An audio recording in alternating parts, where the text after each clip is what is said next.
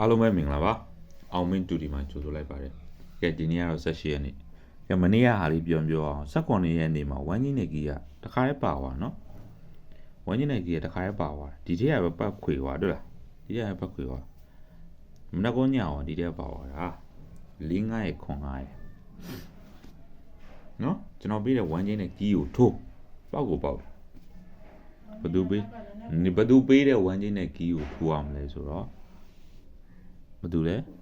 အောင်မင်းပေးတဲ့ဝမ်းကြီးနဲ့ကီကိုထိုး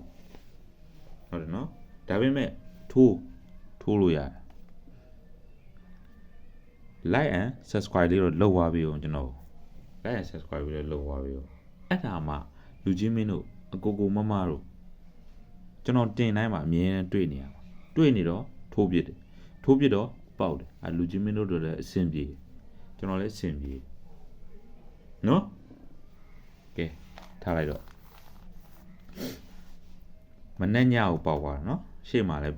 သိပါတယ်မနဲ့ညတော့တောက်လျှောက်မနဲ့ညပဲဝမ်းကြီးနဲ့ကြီးကတော့တကွက်ကောင်းပေးတစ်ခါလေးလွဲဦးမှာဗျာဒီကောင်းတော့မလွဲတော့အေးဆေးပဲတရပဲ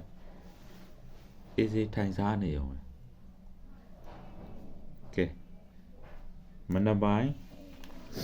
မနက်ပိုင်းညနေပိုင်းတခါလေးပေါင်းပေးလိုက်မယ်နော်ဝမ်းကြီးကြီးဝမ်းကြီးက381ကီးက3945ခွန်အဲ့လိုထိုးကြိုက်တယ်လို့ထိုးနော်3945ခွန်ကြိုက်တယ်လို့ထိုးနော်ပါရှစ်တယ်လဲ381ဝမ်းကြီးက381ကီးက3945ခွန်ဝမ်းကြီးက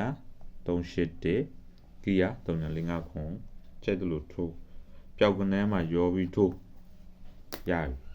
အဲ့လိုပေါက်ပြီနော်